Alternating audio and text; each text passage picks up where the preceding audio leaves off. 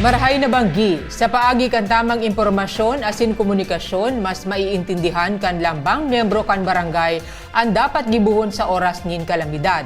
Huli kaini pigkondusir kan DOST Pag-asa asin City Disaster Risk Reduction and Management Office ang enot na Information, Education and Communication Campaign na may kaiba ng flood drill sa syudad. May report si Joel Sulina.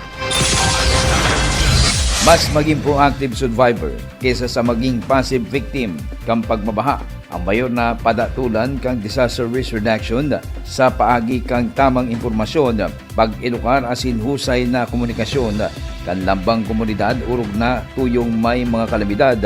Sinabi ni CDRMO Head Reyno Rodriguez, primera bes na nagkaigwaning Information, Education, Communication Campaign asin flood drill sa syudad para mas maging aware langan makapacitate ang mga barangay asin konstituentes kaini. Kay riba ang mga barangay DRRM asin mga SK officials urog na sa 18 mga barangay na yaon sa CBD1 na prone sa pagbabaha. Ang new norm po kaya ngunyan is surprise. But sabihon, di mo ina-expect nangyayari. So ang pinaka-antidote po kayan is uga po kitang tultul ang tamang kaaraman tanganing maging proactive po kita. At the end of the day, ang inota pong kasurog ang sadirita.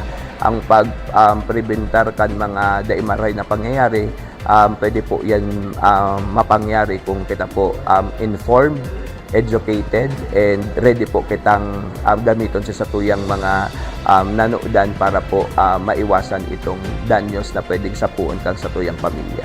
Sinabi ni Concepcion Grande, punong barangay Gerald Joker Rito, saruan sa indang barangay sa mga lugar na pirming pigbabaha. Tuyong may makukusog sa ng pag-uuran, urog na kung may bagyo. Kaya mandawa patuod na ang lambang saro sa indang mga konstituentes. Mas maray na igwamang giraray na mas mahiwas na kabatiran asin impormasyon na naaraman kung paano antisiparan dangan maililikay ang lambang saro sa pagbabaha na saro sa peligro na nakakadanyar sa pagbuhay asin pagrurugaring. Dalan man ini para man makapagaman man sa barangay level ka mga dapat nindang gibuhon asin pagpanday ni mga lokal na ordinansa nga ring maprebentaran o maantisiparan ang pagbabaha.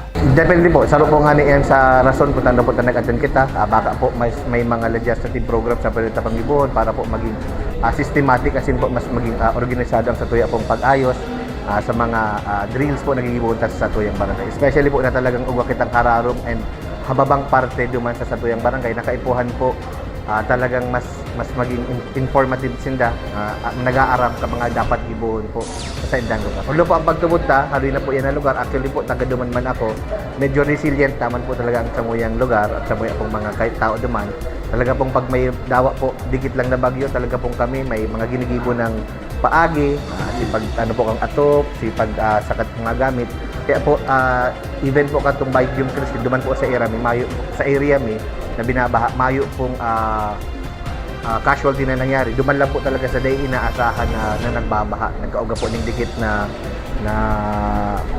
kraot sa mga gamit, pero sa casualty po, mayo man na nangyari sa tawayang barangay. Yan ang doon ni DOST Pag-asa Administrator Dr. Nathaniel Servando ng aktibong partisipasyon ka mga barangay, SK Council, maging kang iba pa mga stakeholders urog na nganyang pinag-aantisiparan na pinatindi pa kang epekto kang El Nino phenomenon pinaglalao man ang above normal na pag-uuran na pwedeng magdurar ng sobra sa sarong aldaw na maresulta ng mahiwasang pagbabaha.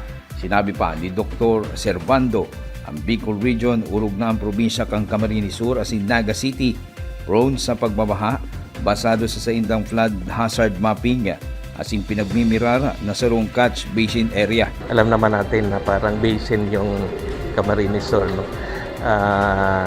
Alam natin ang topography, no? Kapag kahit ng mga pag-ulan ay sa mga bundok, ito'y babagsak dito sa Naga City. Talagang bahain yung lugar na kamdot talaga. Yes, opo, lalong-lalo na kapag may mga dumadaan na mga bagyo. Sirima, pinapaandam naman kan DOST Pag-asa ang publiko sa duwang epekto kang El Nino phenomenon na marikas na makadevelop ng makukusog na bagyo asin mga pag-uuran basado sa historical datos kaini. Mantang sa huling parte kaini magiging hababa ang mamamatay ang mga pag-uuran durante kan dry season. Kapag nandyan ang El Nino at of course in-expect natin na ito ay strong to very strong.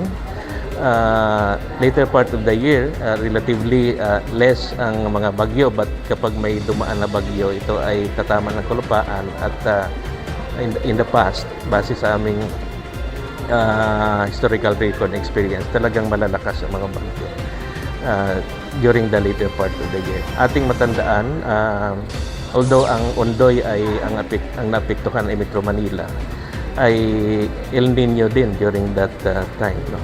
Hindi ibig sabihin El Nino, sir, dry talaga, no? Lalo na ang Bicol region na sa slide category 4 at Yes, may dalawang epekto ang El Nino. During the rainy season, in-expect natin na malakas, maraming mga pag-ulan. And then sa mga later part of the year, last quarter hanggang first quarter of the next year, ito naman ay may kakulangan, no? Sa ating ulan. But that does not mean kapag may El Nino ay completely walang pag-ulan. Para sa Nagangunan, Joel Sulina. Ika ako, kita, Naga. Antabayan ang iba pang impormasyong may kinaaraman sa Lambang Nagenyo. Nagangunyan. Sa ngaran kan sa Kuyang Pag-iriba sa Public Information Office na pinamamayuhan ni Jason Nyola. Ako si Riza Mustar Santos. Diyos mabalos.